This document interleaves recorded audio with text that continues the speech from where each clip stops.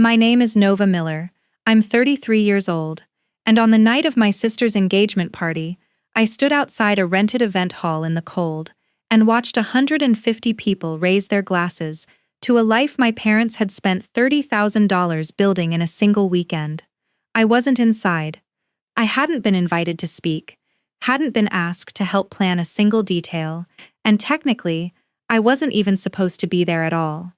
I'd found out about the party from a group chat photo 3 days earlier, the same group chat where, exactly 1 week before that, not one person in my family had said a single word about my birthday.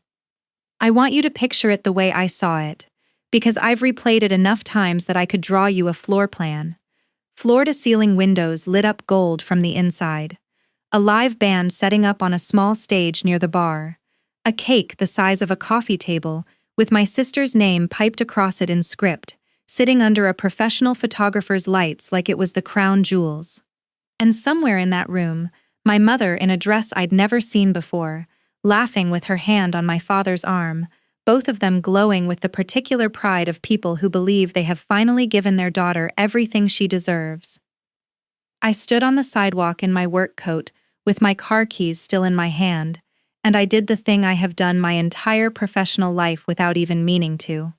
I started running the numbers. The venue rental alone, based on what I could see and what I already knew about that particular hall from a case I'd worked 2 years earlier, ran somewhere north of $8,000 for an evening like that. The band, the open bar, the catering, the custom cake, the florist, the photographer with the second shooter I could see circling the room, it all added up in my head the way columns always add up in my head, fast and clean, and impossible to unsee once you've seen it.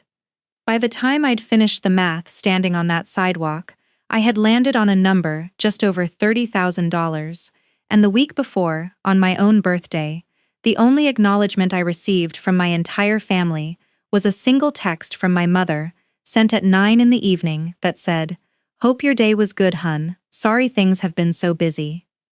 Before I tell you what I did in the 3 days after that party, the 3 days that ended with my parents no longer calling me the responsible one, I want to say welcome. If you're new here, I tell stories like this one. Real stories about family, about money, about the quiet moment when someone finally stops absorbing what everyone else has decided they deserve. If any part of what I just described sounds familiar to you, if you've ever stood outside a room that was supposed to be yours too, and watched someone else get celebrated for simply existing, do me a favor and drop a comment. Tell me your city and what time it is where you are right now. I read every single one, and I promise you, by the end of this, you will understand exactly why I needed to hear from people who understood before I could finish telling you the rest.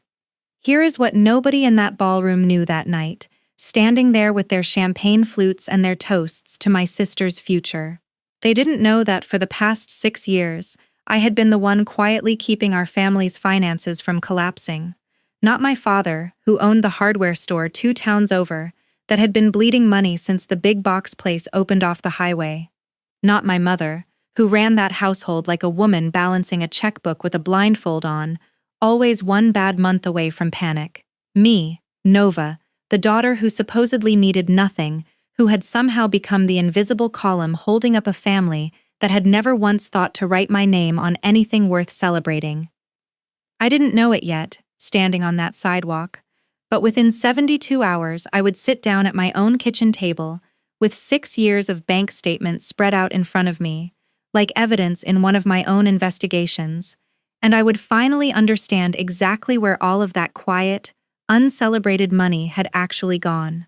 What I found didn't just explain the party, it explained every single birthday that came and went with a store-bought cake and no candles, every milestone of mine that got folded into someone else's schedule, every time my mother said the same 6 words to me like they were a fact of nature instead of a choice she made over and over again.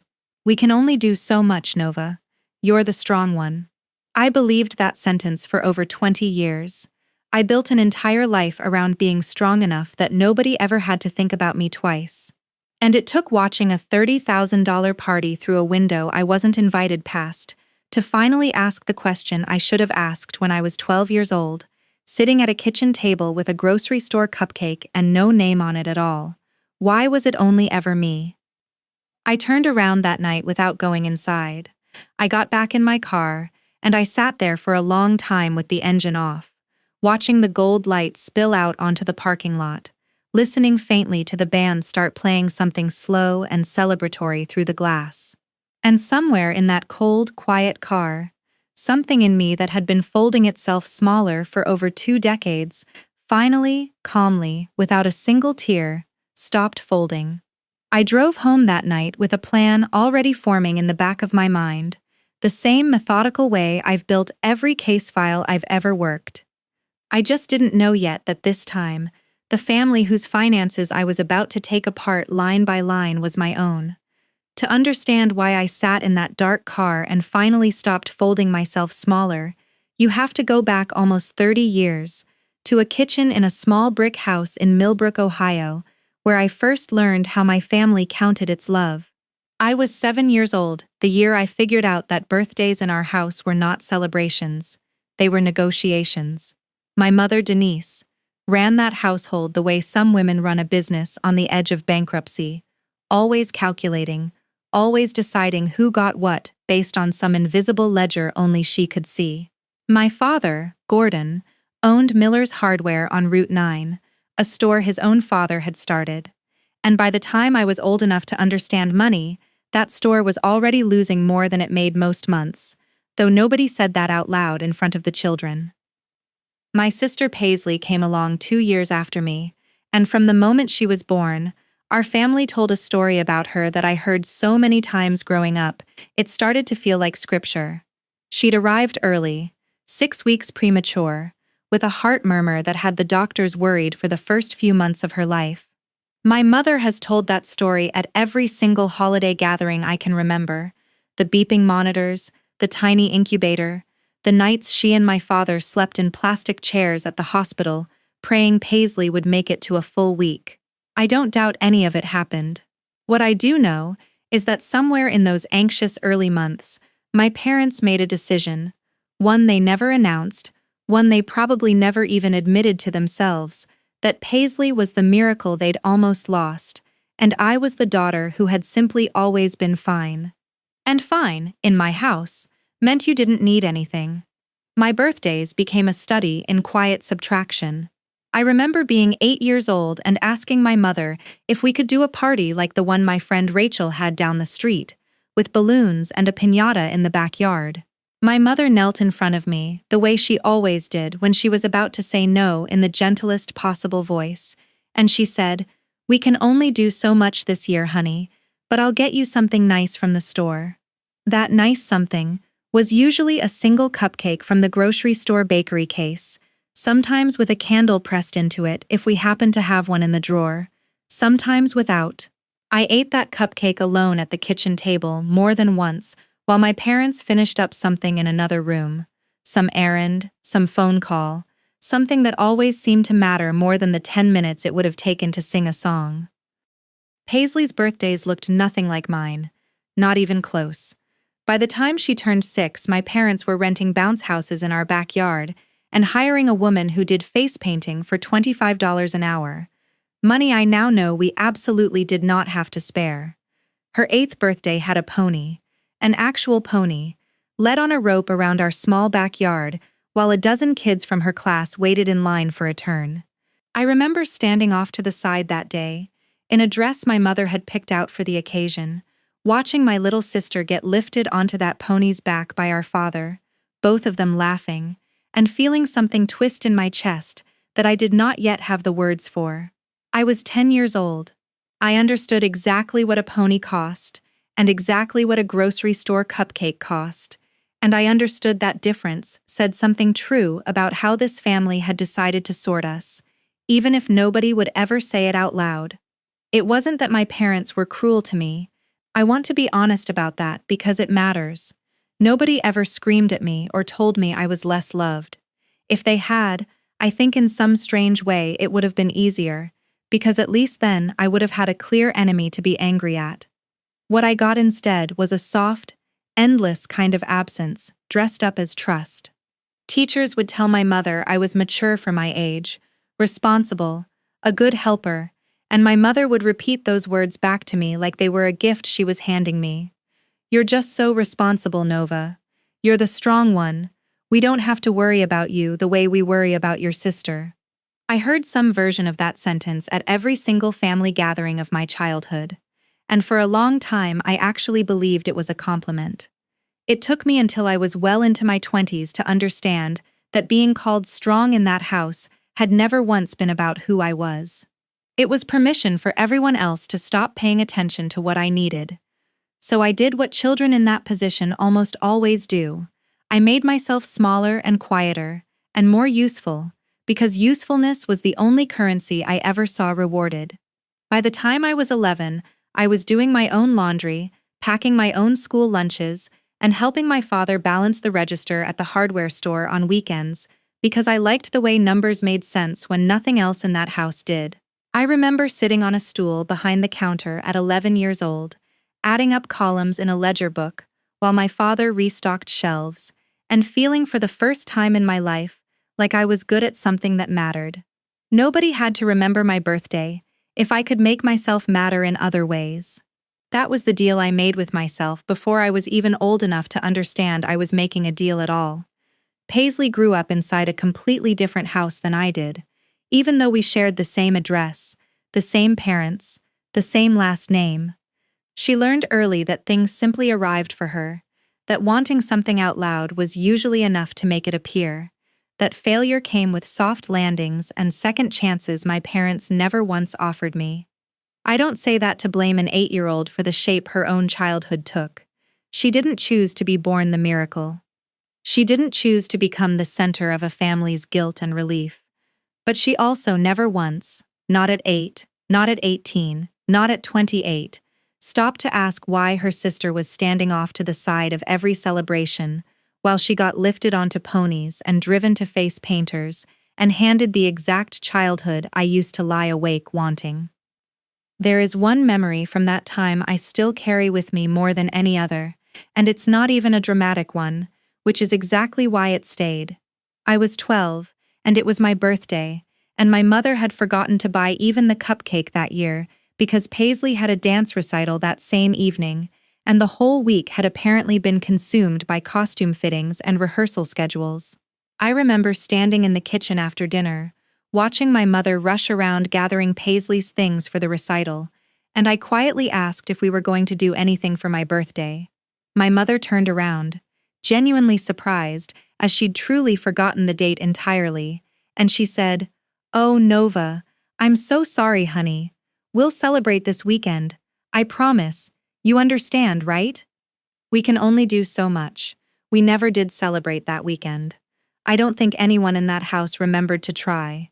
And I remember standing at that kitchen counter at 12 years old, deciding very clearly and very quietly that I would never again let my happiness depend on whether anyone else remembered I existed. I would build something of my own instead, something so solid, so entirely mine, that nobody would ever again get to decide whether I mattered enough to celebrate. I didn't know yet what that something would be. I just knew, standing in that kitchen with the dance costume tags still scattered across the table, that I was done waiting for a family that had already decided, quietly and completely, that one of its daughters was simply always going to be fine on her own. I left Millbrook the week after I graduated high school, and I want to be clear that nobody drove me to the bus station and nobody helped me pack.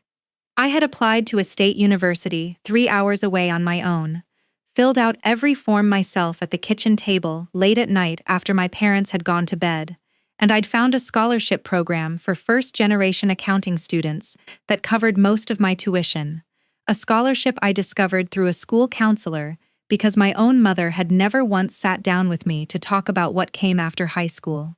Paisley, 2 years behind me, was already being promised a car for her 16th birthday that fall, a car my parents had been saving toward for over a year, the same year they told me they simply couldn't help with a laptop for my first semester of college. I bought that laptop myself, with money I'd saved from 3 years of working the register at a grocery store on weekends, and I remember carrying it out to my dorm room in a backpack, feeling something settle in my chest, that I can only describe now as relief. For the first time in my life, nobody was deciding what I deserved. College is where I discovered what I was actually good at, and it wasn't an accident that it turned out to be numbers. There is a particular kind of comfort in a spreadsheet that I don't think anyone who grew up feeling secure could ever fully understand. A column either balances or it doesn't.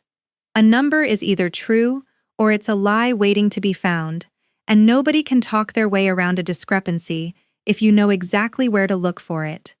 I majored in accounting, and somewhere in my junior year, a professor who taught a course on financial fraud investigation pulled me aside after class and told me I had an instinct for finding the thing that didn't add up, the transaction hiding inside 100 other transactions that looked exactly like it, and he asked if I'd ever considered forensic accounting as a career.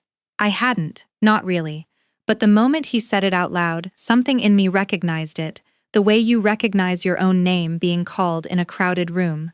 I had spent my entire childhood learning to notice exactly what was missing. It turned out that skill had a job title. By the time I was 26, I was working as a fraud investigator for a regional firm that contracted with banks and small businesses across 3 states. The kind of work where I'd get called in when a company's books looked healthy on paper, but something underneath felt wrong, and my job was to find out why. I was good at it. I want to say that plainly, because it matters to everything that comes later. I wasn't lucky, and I wasn't handed anything. I built a career out of the same instinct that let a 12-year-old girl stand in a kitchen and understand precisely what a pony cost compared to a grocery store cupcake. By 29, I'd bought my own condo outright, with a down payment I'd saved for 4 years, no help from anyone, no cosigner, nothing but my own paychecks and a level of discipline that had been trained into me since I was old enough to pack my own school lunches. I had savings. I had a retirement account I actually understood. I had, for the first time in my life, a life that belonged entirely to me. Paisley's life took a very different shape during those same years, and I want to describe it carefully, because I don't say any of this with cruelty, only with the honesty this story requires. She started college the year after I did, at a private school my parents had somehow found the money for, despite still telling me for years that money was tight, and she dropped out after 4 semesters to pursue what she called a business idea, a boutique clothing line that never made it past a handful of orders shipped out of our parents' garage. She moved back home twice in her 20s, once after the boutique folded, and once after a relationship ended badly, and both times my parents welcomed her back without a single hard conversation about what came next. She went through 3 jobs in 5 years, each one ending the same way. Some conflict with a manager, some sense that the role simply wasn't right for her, and each time my mother would call me not to ask for help exactly, but to talk through how worried she was about Paisley, how she just needed a little more time to find her footing. Nobody ever called me to ask how my footing was doing. I don't think it occurred to them that footing was something I might have needed help finding too. It was around this time, when I was 30 and Paisley was 28, that the money started moving in a direction I didn't fully understand until much later. My father's hardware store had been struggling for years by then, ever since a big chain store opened off the highway with prices he simply couldn't compete with. And one Sunday afternoon, my mother called me sounding genuinely frightened in a way I'd rarely heard from her, telling me they were behind on the mortgage and worried about losing the house. I didn't hesitate. I want to be honest about that too. I wired them $4,000 that same week without a second thought, because whatever else I felt about that house and that kitchen table, I still loved my parents, and the idea of them losing the place I grew up in felt unbearable even after everything. That first transfer became a pattern I kept up quietly for the next 6 years, sometimes covering a mortgage shortfall, sometimes helping with what my mother described as an emergency at the store, small amounts at first, then larger ones as the calls became more frequent. I never told Paisley. I never told anyone, really. It felt like something I was simply doing because I could, because I had built a life stable enough to absorb it, and because some old part of me still believed that if I was useful enough, quietly enough, Eventually it would be noticed and it would matter. What I didn't know during those 6 years, what I genuinely had no reason to suspect, was that Paisley's life during that same stretch of time was being quietly funded by the same wounded, worried family finances I was propping up. She was living rent-free in an apartment my parents told me they were helping her with temporarily while she got back on her feet. Her fiancé Chase, a man I'd met exactly twice at holidays and never once had a real conversation with, had started what he called a consulting business that never seemed to produce any actual consulting, and somewhere along the way my parents had apparently helped cover the lease on an office space for him that sat mostly empty. I found all of this out later, in pieces, the way you find out the true shape of a house by walking through it in the dark and bumping into furniture you didn't know was there. But at the time, all I knew was what my mother told me on those phone calls, that things were tight, that they needed a little help, that family takes care of family. I believed her every single time, because believing her was easier than wondering why the daughter who needed nothing kept being asked to give everything. I think back now on those 6 years and I feel a very specific kind of grief. Not for the money, because the money was never really the point, but for the version of myself who kept answering those calls hoping that this time, finally, someone would say thank you, in a way that felt like it meant something more than a favor being cashed. I never once heard my mother mention to Paisley where the mortgage help had come from. I never once got invited into a conversation about the family's finances the way you'd expect the person keeping the family afloat to be invited. I was the strong one, and the strong one, it turned out, didn't get a seat at the table where decisions were made. She just got the invoice. By the time my 33rd birthday rolled around, I had built a life that from the outside looked exactly like success, a career I was genuinely good at, a home that was mine, a bank account I'd built with my own 2 hands.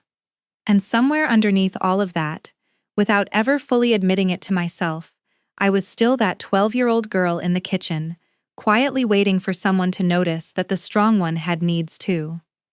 I just didn't know yet how close I was to finally getting an answer, or how devastating that answer was going to be.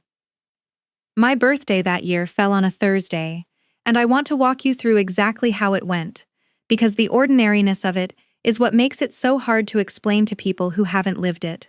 I woke up, went to work, ran a full day of interviews for a case involving a small manufacturing company that had been quietly siphoning inventory for 2 years, and I came home that evening to an empty apartment and a phone that had not buzzed once, not from my mother, not from my father, not from Paisley. I made myself dinner, and I sat at my own kitchen table, the one I had bought with my own money in the home I owned outright, and I waited. I told myself I wasn't waiting, that I was simply having a normal quiet evening, but I checked my phone 4 times in an hour, which is its own kind of confession. At 9 that night, a single text finally came through from my mother. "Hope your day was good, hun. Sorry things have been so busy." That was the entire message. No call. No mention of what specifically had made things so busy. Nothing from my father at all. And nothing from Paisley, who had texted me exactly 1 week earlier asking if I could help brainstorm hashtags for her upcoming engagement party. I sat with that message for a long time that night, longer than I probably should have. I have investigated fraud for a living for over 8 years, and one of the first things you learn in that work is that a lie rarely announces itself loudly. It shows up quietly, in the gap between what someone tells you and what the numbers actually say, and something about that 9-word text sitting alone on my phone screen felt exactly like that kind of gap. I didn't cry, not that night. I want to be honest about that because I think people expect this part of the story to be dramatic, and it wasn't. I just sat there feeling a very specific, very familiar kind of quiet, the same quiet I remembered from being 12 years old in a kitchen with dance recital costume tags scattered across the table. Some things, apparently, you never fully outgrow. You just get better at sitting with them without falling apart. 3 days later, on a Sunday afternoon, I opened the family group chat out of habit while I was drinking my coffee, and what I found there rearranged something in me permanently. My mother had posted a photo of a venue, An event hall I actually recognized from a fraud case I'd worked 2 years earlier involving a catering company's inflated billing practices, with a caption that read, "Booked it, so excited for Paisley's big night." Underneath it, over the next several hours, more photos poured in from different family members, reacting with a flood of celebratory emojis. A mock-up of a custom cake 3 tiers tall, with Paisley's name piped across it in gold script. A screenshot of a booking confirmation for a live band. A close-up of an invitation. Thick cream cardstock with gold foil lettering, announcing an engagement celebration for Paisley and Chase. Open bar, dinner service, professional photography included. My mother had written underneath one of the photos, "We wanted to do this one right. She deserves it, after everything this year." I read that sentence 3 times. She deserves it after everything this year. I sat there trying to think of what everything this year could refer to, and the honest answer was nothing, or at least nothing I'd ever been told about. Paisley had spent the year doing what Paisley usually did, moving between jobs, planning her wedding, posting curated photos of a life that always seemed to be slightly beyond what her actual income could support. Nothing about her year had struck me as a hardship deserving of a $30,000 celebration, and I knew, sitting there with my coffee going cold, that I could put a real number on that celebration, because I had spent my entire career learning exactly how to price out events like the one unfolding across my phone screen. I called my mother that afternoon, and I want to describe exactly how that conversation went because it matters. I kept my voice light on purpose, the way I've learned to sound when I'm interviewing someone I suspect is hiding something, calm and unthreatening, giving them every opportunity to simply tell the truth on their own. I asked her how the party planning was going, let her talk for a few minutes about the band and the caterer, and then I asked, as gently as I could manage, whether anyone had remembered it was my birthday that week. There was a pause on the line. Not a long one, but long enough that I heard it clearly. "Oh, honey, of course we thought of you. Things have just been so hectic with all of this. You know how it is. We can only do so much at once." There it was again, the same sentence I'd been hearing my entire life, delivered in the same gentle, apologetic tone, as if it were a fact of nature, rather than a choice being made, over and over, decade after decade, always in the same direction. And then, without any real transition, my mother pivoted. She said she was actually glad I'd called, because she wanted to ask me something.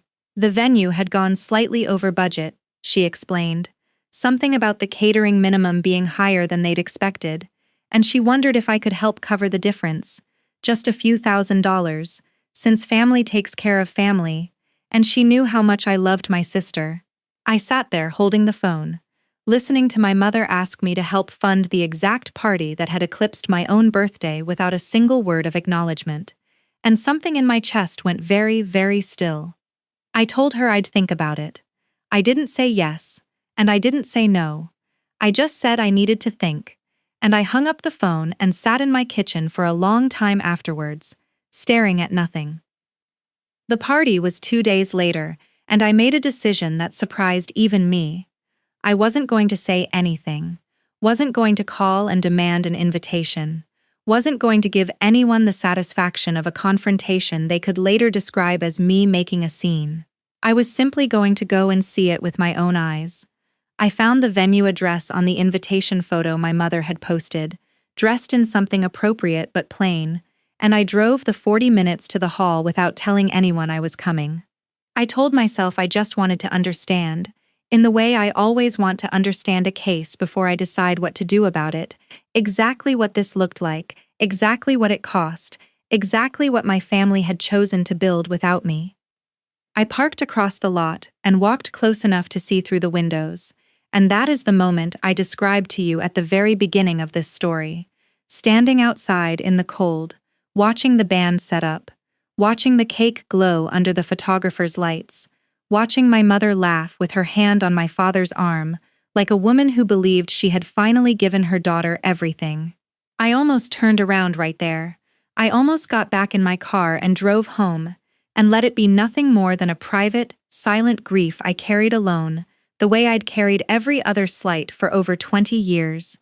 But something made me walk closer, close enough to reach the propped open side door near the kitchen entrance, close enough to hear voices spilling out into the cold night air. I heard my sister's voice first, bright and easy, talking to someone I didn't recognize, a friend of hers I'd never met. And I heard her say, laughing, that Nova probably wouldn't have come anyway. She's always too busy for family stuff. She's kind of become this whole other person since she moved away. I stood there in the dark with my hand still on the door frame, listening to my little sister explain my absence to a stranger as a character flaw of my own making, as though I had chosen this distance, as though 6 years of quiet transfers and a lifetime of grocery store cupcakes had never happened at all. And somewhere in that moment, standing outside a door I hadn't been invited through, something that had been bending under pressure for over 20 years finally, quietly, without a single dramatic word, simply stopped bending.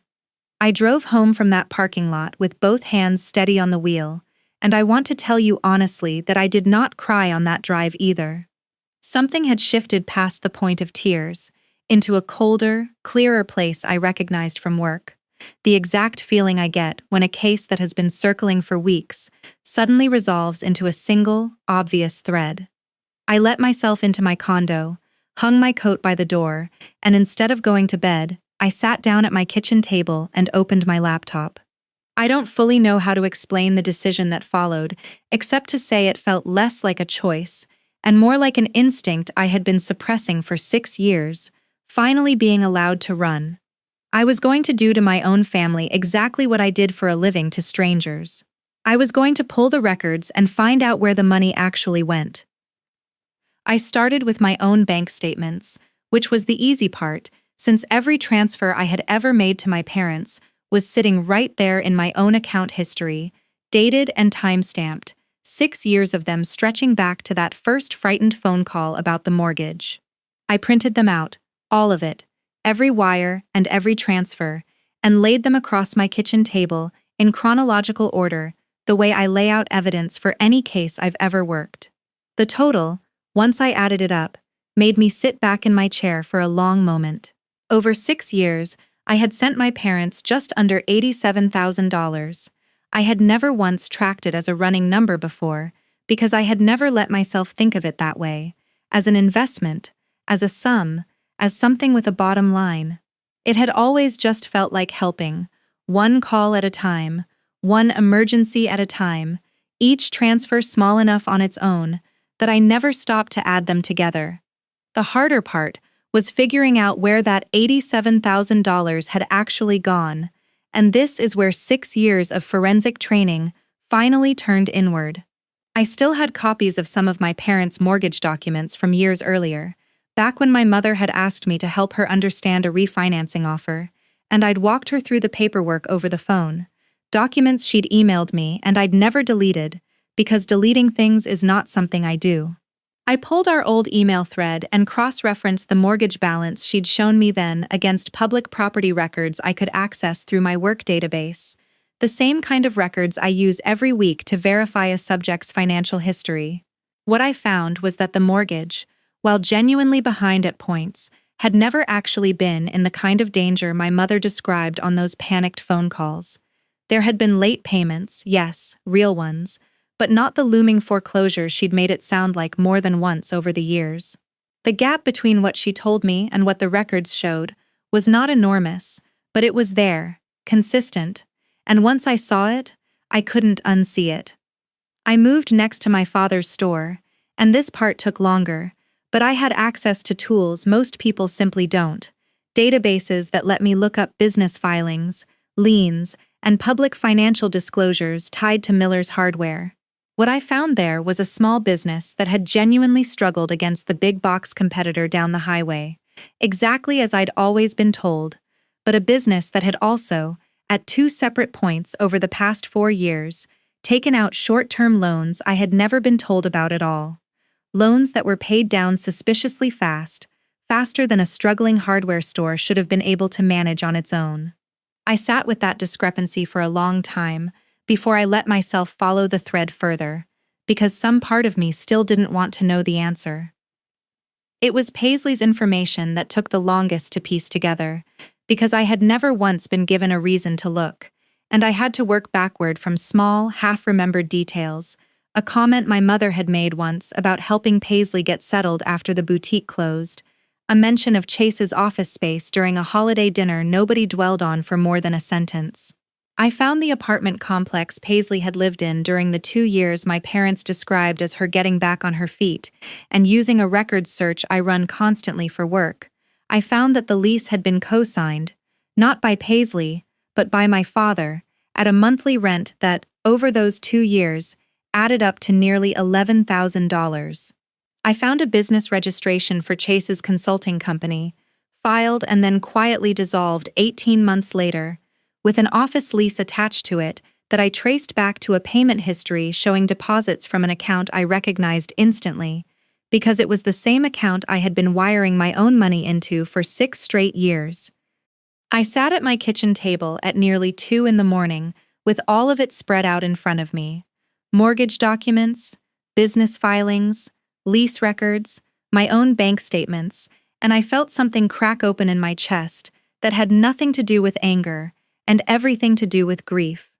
I had not been keeping my family afloat during a genuine crisis, not entirely.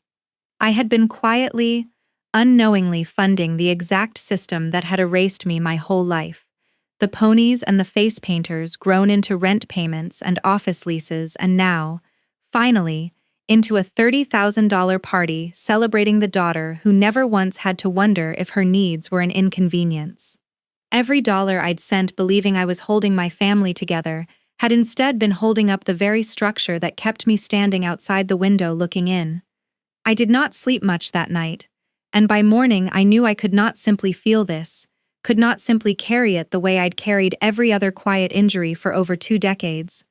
I needed someone outside my own head to look at what I'd found and tell me plainly whether I was seeing this clearly or whether grief was distorting the numbers the way it sometimes distorts everything else. I called a friend from law school I'd stayed close with over the years, a woman named Priya who now practiced family and estate law out of a small firm downtown, and I asked if she had time to meet that afternoon, not as a friend exactly, but as a lawyer. I sat across from her that afternoon with the same documents spread across her conference table, and I watched her go through them the way professionals go through hard truths, quietly, methodically, without unnecessary comment, until she'd actually finished reading. When she finally looked up at me, she said the thing I needed to hear more than sympathy. She said, "Nova, none of what you did was illegal. None of what they did to you was illegal either, not really.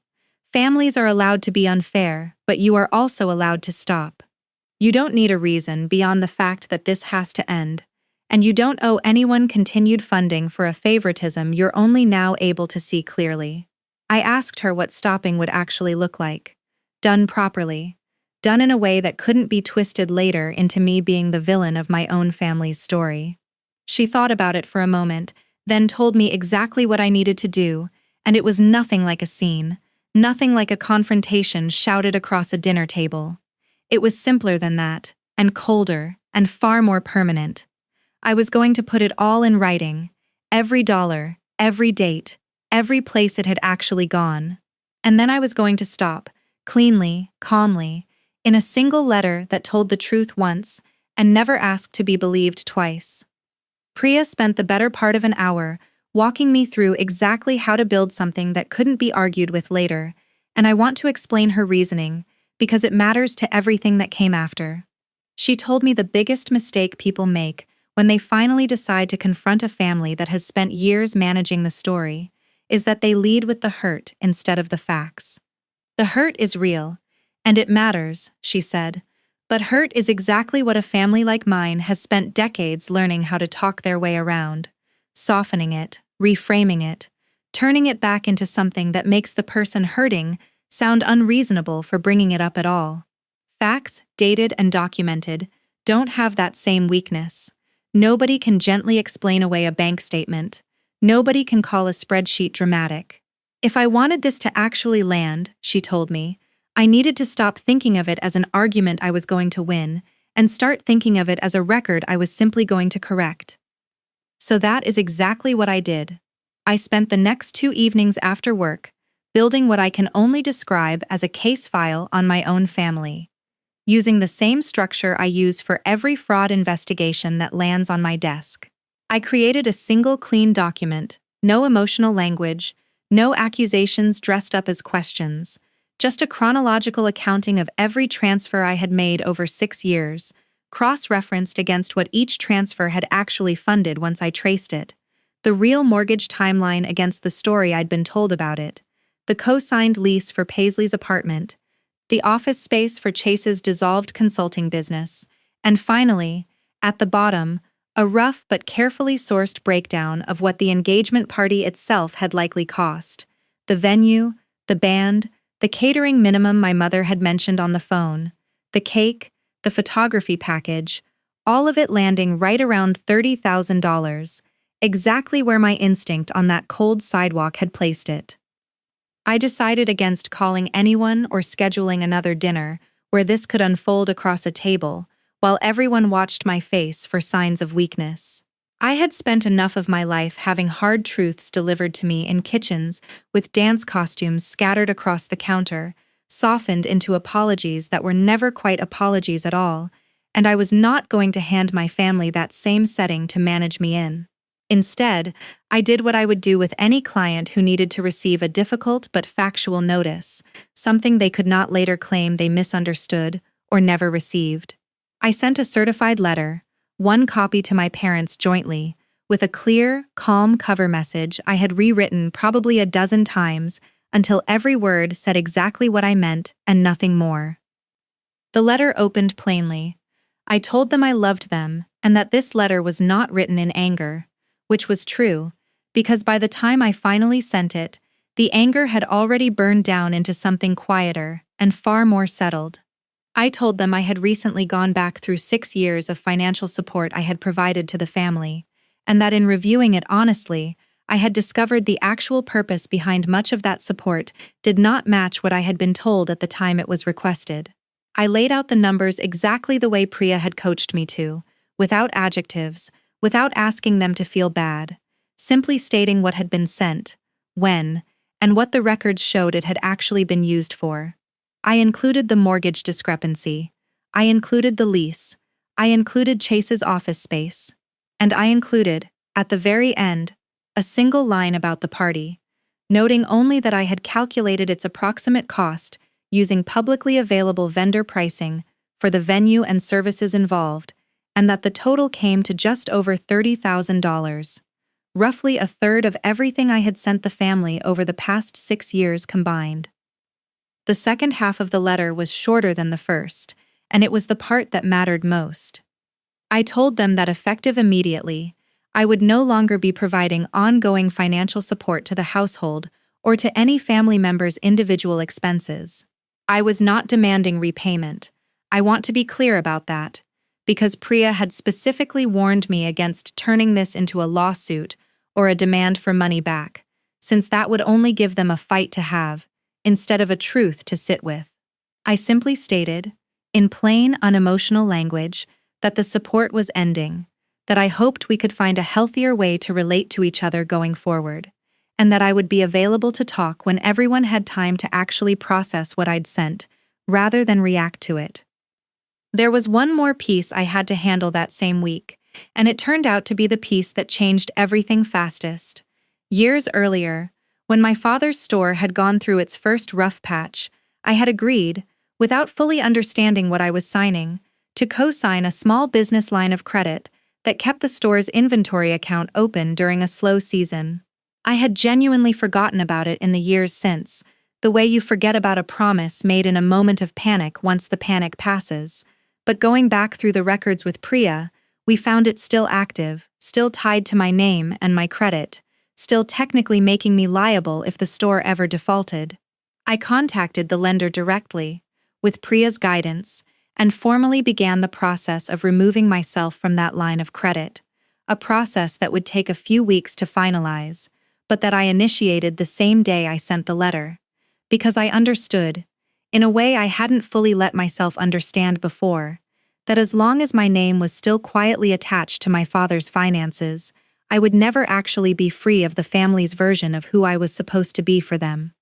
I mailed the letter on a Wednesday afternoon, dropped it at the post office myself, watched the clerk stamp it certified, and drove home with a strange, unfamiliar stillness settling into my chest, the kind of calm that comes after you have finally stopped carrying something you didn't realize was crushing you until the moment you set it down.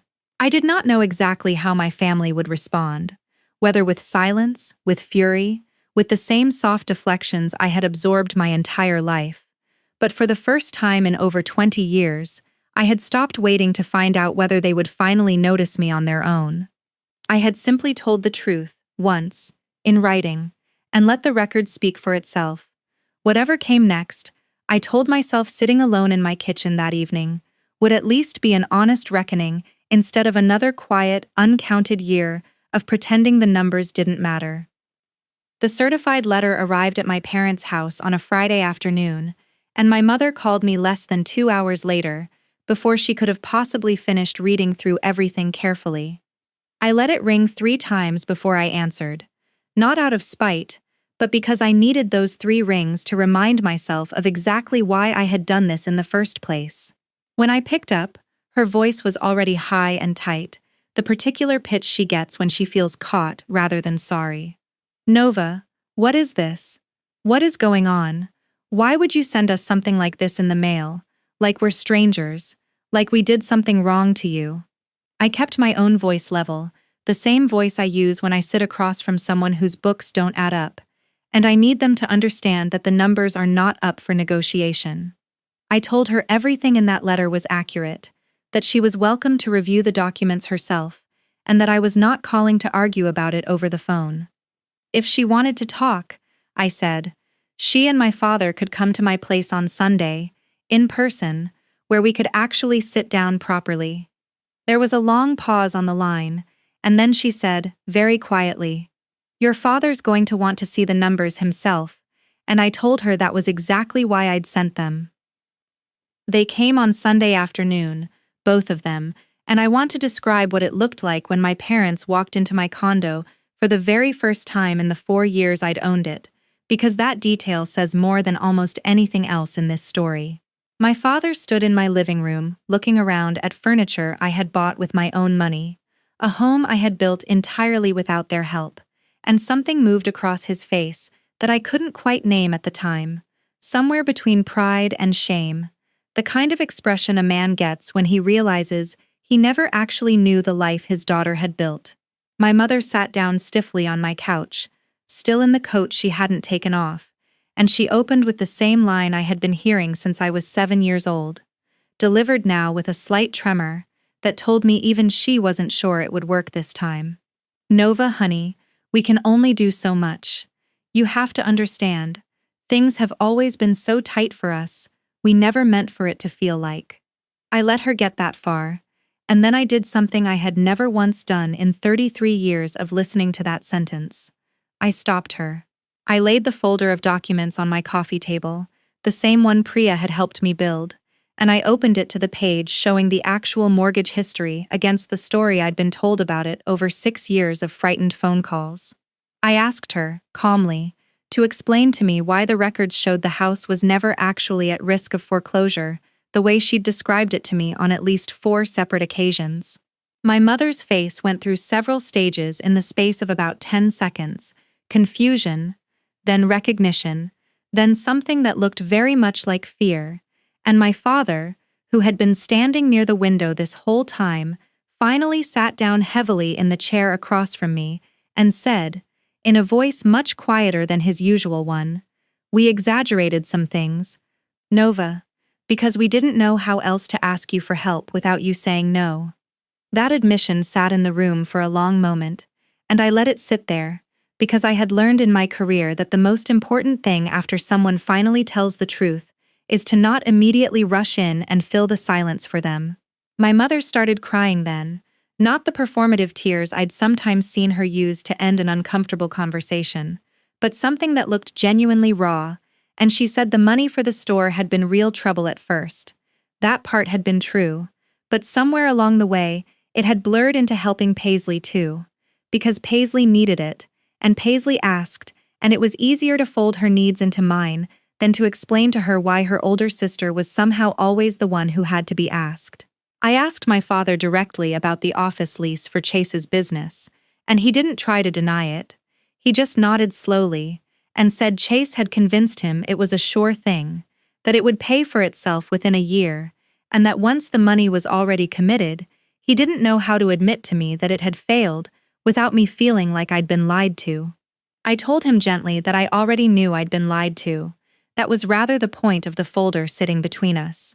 Paisley found out about the letter from our mother later that same evening, and she called me that night, her voice sharp with the particular fury of someone whose entire self-image has just cracked in half.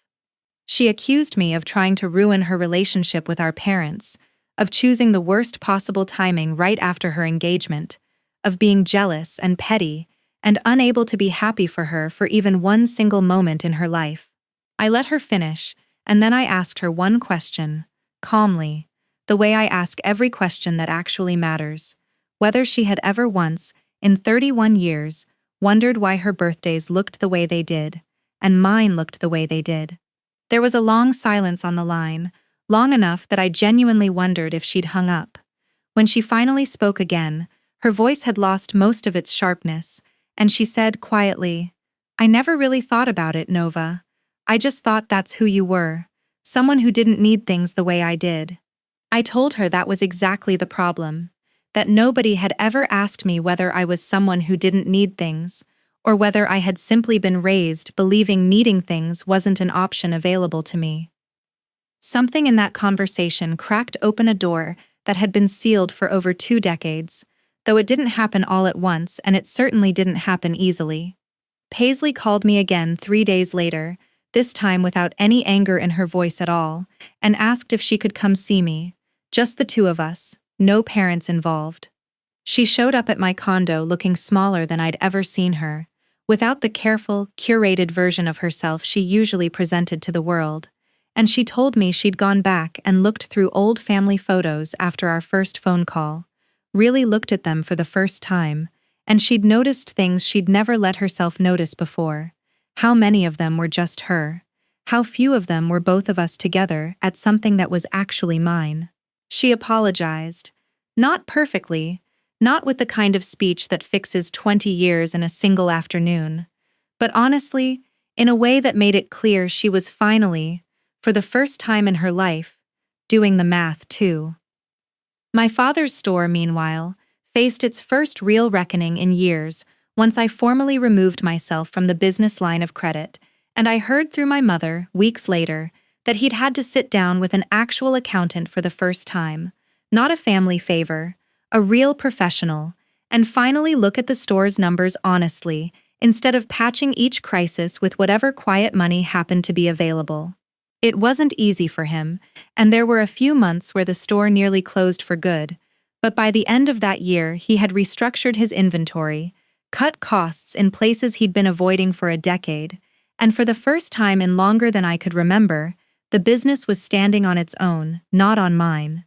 My mother, for her part, never gave me the kind of grand, tearful apology you see in movies, but she stopped saying the sentence that had defined my entire childhood, and somewhere in the months that followed, that absence became its own kind of apology, quieter than words, but real. I mailed the letter on a Wednesday afternoon, dropped it at the post office myself, watched the clerk stamp it certified, and drove home with a strange, unfamiliar stillness settling into my chest, the kind of calm that comes after you have finally stopped carrying something you didn't realize was crushing you until the moment you set it down. I did not know exactly how my family would respond, whether with silence, with fury, with the same soft deflections I had absorbed my entire life. But for the first time in over 20 years, I had stopped waiting to find out whether they would finally notice me on their own. I had simply told the truth, once, in writing, and let the record speak for itself. Whatever came next, I told myself sitting alone in my kitchen that evening, would at least be an honest reckoning instead of another quiet, uncounted year of pretending the numbers didn't matter. The certified letter arrived at my parents' house on a Friday afternoon, and my mother called me less than 2 hours later, before she could have possibly finished reading through everything carefully. I let it ring 3 times before I answered, not out of spite, but because I needed those 3 rings to remind myself of exactly why I had done this in the first place. When I picked up, her voice was already high and tight, the particular pitch she gets when she feels caught rather than sorry. "Nova, what is this? What is going on? Why would you send us something like this in the mail? Like we're strangers, like we did something wrong to you." I kept my own voice level, the same voice I use when I sit across from someone whose books don't add up, and I need them to understand that the numbers are not up for negotiation. I told her everything in that letter was accurate, that she was welcome to review the documents herself, and that I was not calling to argue about it over the phone. If she wanted to talk, I said, she and my father could come to my place on Sunday, in person, where we could actually sit down properly. There was a long pause on the line, and then she said, very quietly, "Your father's going to want to see the numbers himself," and I told her that was exactly why I'd sent them. They came on Sunday afternoon, both of them, and I want to describe what it looked like when my parents walked into my condo for the very first time in the 4 years I'd owned it, because that detail says more than almost anything else in this story. My father stood in my living room, looking around at furniture I had bought with my own money, a home I had built entirely without their help, and something moved across his face that I couldn't quite name at the time, somewhere between pride and shame, the kind of expression a man gets when he realizes he never actually knew the life his daughter had built. My mother sat down stiffly on my couch, still in the coat she hadn't taken off, and she opened with the same line I had been hearing since I was 7 years old, delivered now with a slight tremor that told me even she wasn't sure it would work this time. "Nova, honey, we can only do so much. You have to understand, things have always been so tight for us, we never meant for it to feel like." I let her get that far, and then I did something I had never once done in 33 years of listening to that sentence. I stopped her. I laid the folder of documents on my coffee table, the same one Priya had helped me build, and I opened it to the page showing the actual mortgage history against the story I'd been told about it over 6 years of frightened phone calls. I asked her, calmly, to explain to me why the records showed the house was never actually at risk of foreclosure, the way she'd described it to me on at least 4 separate occasions. My mother's face went through several stages in the space of about 10 seconds, confusion, then recognition, then something that looked very much like fear, and my father, who had been standing near the window this whole time, finally sat down heavily in the chair across from me and said, in a voice much quieter than his usual one, "We exaggerated some things, Nova, because we didn't know how else to ask you for help without you saying no." That admission sat in the room for a long moment, and I let it sit there, because I had learned in my career that the most important thing after someone finally tells the truth is to not immediately rush in and fill the silence for them. My mother started crying then, not the performative tears I'd sometimes seen her use to end an uncomfortable conversation, but something that looked genuinely raw, and she said the money for the store had been real trouble at first. That part had been true, but somewhere along the way, it had blurred into helping Paisley too, because Paisley needed it, and Paisley asked, and it was easier to fold her needs into mine than to explain to her why her older sister was somehow always the one who had to be asked. I asked my father directly about the office lease for Chase's business, and he didn't try to deny it. He just nodded slowly and said Chase had convinced him it was a sure thing, that it would pay for itself within a year, and that once the money was already committed, he didn't know how to admit to me that it had failed without me feeling like I'd been lied to. I told him gently that I already knew I'd been lied to. That was rather the point of the folder sitting between us. Paisley found out about the letter from our mother later that same evening, and she called me that night, her voice sharp with the particular fury of someone whose entire self-image has just cracked in half. She accused me of trying to ruin her relationship with our parents, of choosing the worst possible timing right after her engagement, of being jealous and petty, and unable to be happy for her for even one single moment in her life. I let her finish, and then I asked her one question, calmly, the way I ask every question that actually matters, whether she had ever once, in 31 years, wondered why her birthdays looked the way they did, and mine looked the way they did. There was a long silence on the line, long enough that I genuinely wondered if she'd hung up. When she finally spoke again, her voice had lost most of its sharpness, and she said quietly, "I never really thought about it, Nova. I just thought that's who you were, someone who didn't need things the way I did." I told her that was exactly the problem, that nobody had ever asked me whether I was someone who didn't need things, or whether I had simply been raised believing needing things wasn't an option available to me. Something in that conversation cracked open a door that had been sealed for over 2 decades, though it didn't happen all at once and it certainly didn't happen easily. Paisley called me again 3 days later, this time without any anger in her voice at all, and asked if she could come see me, just the two of us, no parents involved. She showed up at my condo looking smaller than I'd ever seen her, without the careful, curated version of herself she usually presented to the world, and she told me she'd gone back and looked through old family photos after our first phone call, really looked at them for the first time, and she'd noticed things she'd never let herself notice before. How many of them were just her? How few of them were both of us together at something that was actually mine? She apologized. Not perfectly, not with the kind of speech that fixes 20 years in a single afternoon, but honestly, in a way that made it clear she was finally, for the first time in her life, doing the math too. My father's store, meanwhile, faced its first real reckoning in years once I formally removed myself from the business line of credit, and I heard through my mother, weeks later, that he'd had to sit down with an actual accountant for the first time, not a family favor, a real professional, and finally look at the store's numbers honestly, instead of patching each crisis with whatever quiet money happened to be available.